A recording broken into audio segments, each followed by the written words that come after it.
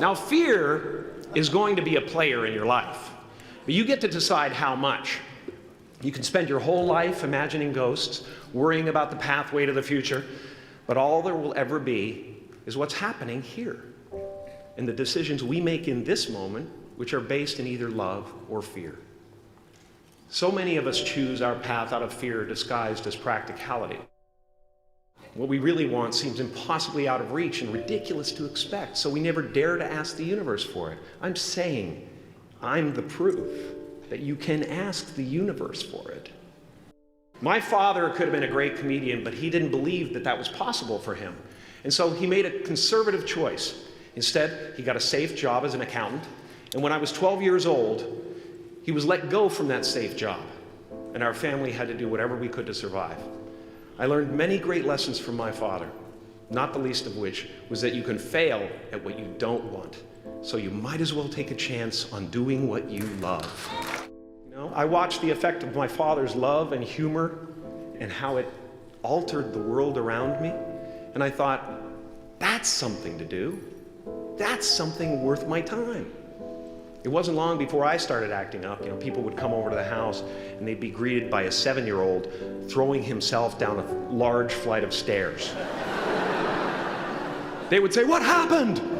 And I would say, "I don't know, let's check the replay." I'd go back to the top of the stairs and come back down in slow motion. It was a very strange household. My father used to brag that I wasn't a ham, I was the whole pig. And he treated my talent as if it was his second chance. When I was about 28, after a decade as a professional comedian, I realized one night in LA that the purpose of my life had always been to free people from concern, just like my dad. And when I realized this, I dubbed my new devotion the Church of Freedom from Concern. The Church of FFC.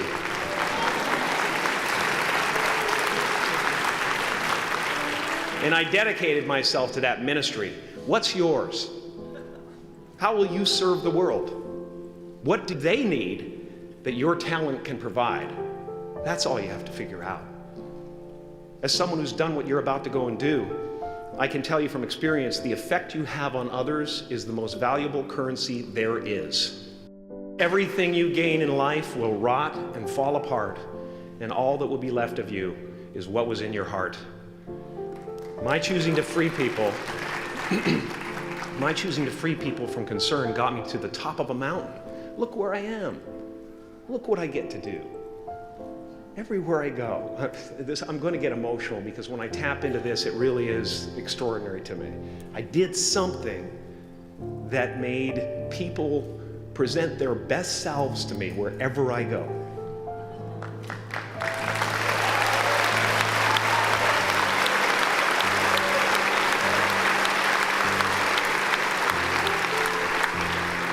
I am at the top of the mountain, and I was, and the only one I hadn't freed was myself, and that's when my search for identity deepened.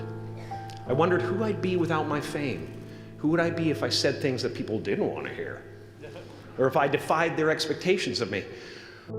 But you guys are so ahead of the game. You already know who you are. And that peace that we're after, lies somewhere beyond personality, beyond the perception of others, beyond invention and disguise, even beyond effort itself.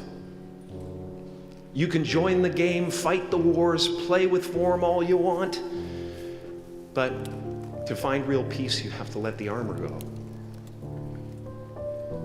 Your need for acceptance can make you invisible in this world. Don't let anything stand in the way of the light that shines through this form. Risk being seen in all of your glory.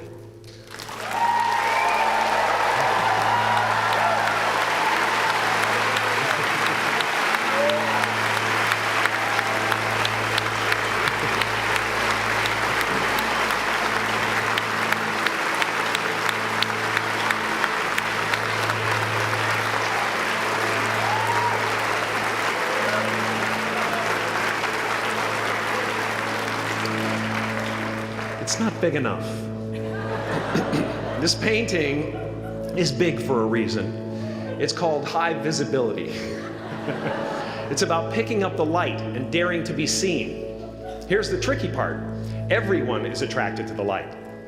The party host up at the top, who thinks unconsciousness is bliss and is always offering to drink from the bottles that empty you. Misery below her despises the light, can't stand when you're doing well, wishes you nothing but the worst. The Queen of Diamonds, under him, needs a king to build her house of cards. And the hollow one down bottom there will cling to your leg and say, please don't leave me behind, for I have abandoned myself. Even those who are closest to you and most in love with you, the people you love most in the world, will find clarity confronting at times. This painting took me thousands of hours. I worked on this for so long. I was weeks and weeks like a madman alone on a scaffolding. And when I was finished, one of my friends said, this would be a cool blacklight painting. So I started over.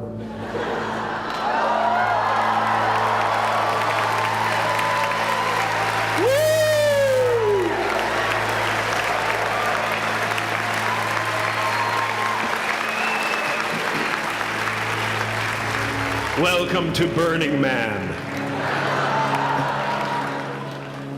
Some pretty crazy characters up there, but better up there than in here. You know, painting is one of the ways, thank you. Painting is one of the ways I free myself from concern, a way to stop the world through total mental, spiritual, and physical involvement. But even with that comes a feeling of divine dissatisfaction, because ultimately, we're not the avatars we create. We're not the pictures on the film stock. We are the light that shines through. All else is just smoke and mirrors, distracting, but not truly compelling. I've often said that I wished people could realize all their dreams and wealth and fame, and so that they could see that it's not where you're going to find your sense of completion. Like many of you, I was concerned about going out into the world and doing something bigger than myself, until someone smarter than myself made me realize that there is nothing bigger than myself.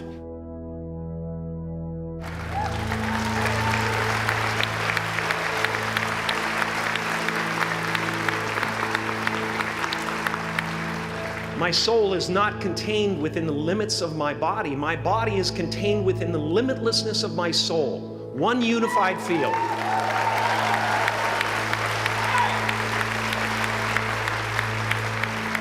One unified field of nothing, dancing for no particular reason, except maybe to comfort and entertain itself.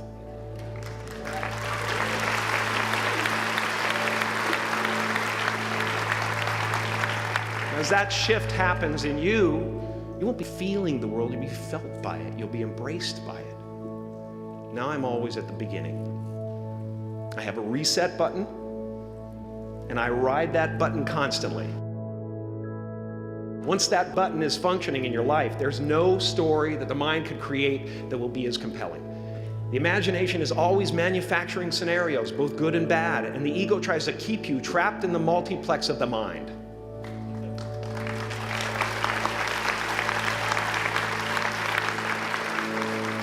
Our eyes are not viewers, they're also projectors that are running a second story over the picture that we see in front of us all the time.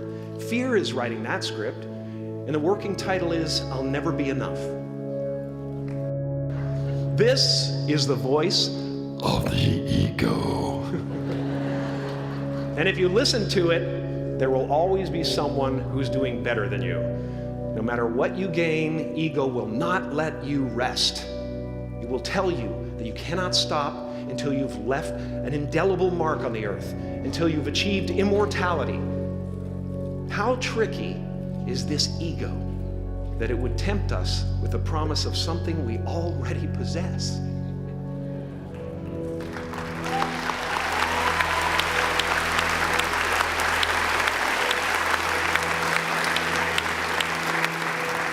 So, I just want you to relax. You know, that's my job. Relax and dream up a good life. I had a substitute teacher from Ireland in the 2nd grade that told my class during morning prayer that when she wants something, anything at all, she prays for it and promises something in return, and she always gets what she wants. Well, I'm sitting at the back of the classroom, you know, thinking, wow, my family can't afford a bike, you know. So I went home and I prayed for one. And I promised I would recite the rosary every night in exchange.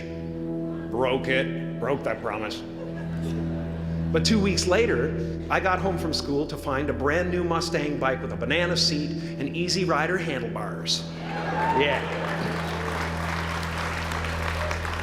From fool to cool.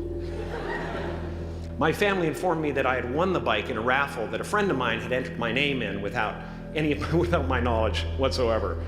So that type of thing has been happening to me ever since. And as far as I can tell, it's just about letting the universe know what you want and working toward it while letting go of how it comes to pass.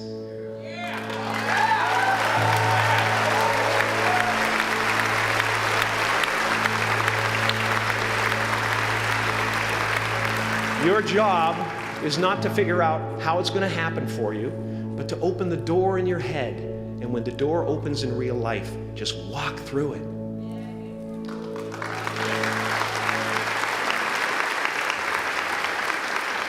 And don't worry if you miss your cue, because there's always doors opening. They keep opening. And when I say life doesn't happen to you, it happens for you, I really don't know if that's true. I'm just making a conscious choice to perceive challenges as something beneficial so that I can deal with them in the most productive way. You'll come up with your own style. That's part of the fun. Oh, and why not take a chance on faith as well?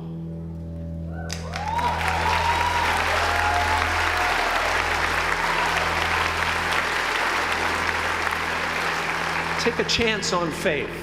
Not religion, but faith. Not hope, but faith. I don't believe in hope. Hope is a beggar. Hope walks through the fire and faith leaps over it.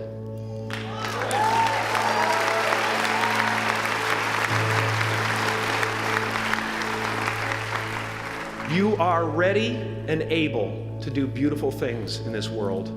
And after you walk through those doors today, you will only ever have two choices: love or fear. Choose love, and don't ever let fear turn you against your playful heart. Thank you so much. Thank you, Gav.